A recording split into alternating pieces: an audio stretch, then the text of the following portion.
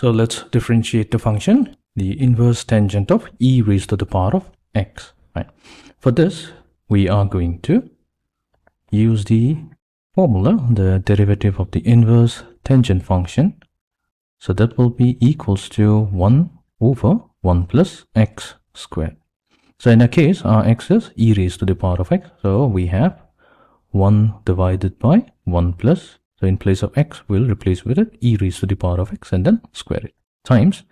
So that means we need to apply the chain rule. So we'll multiply it to the derivative of e raised to the power of x. So we know that the derivative of the exponential function is the function itself. So our final answer will be e raised to the power of x divided by 1 plus e raised to the power of 2x.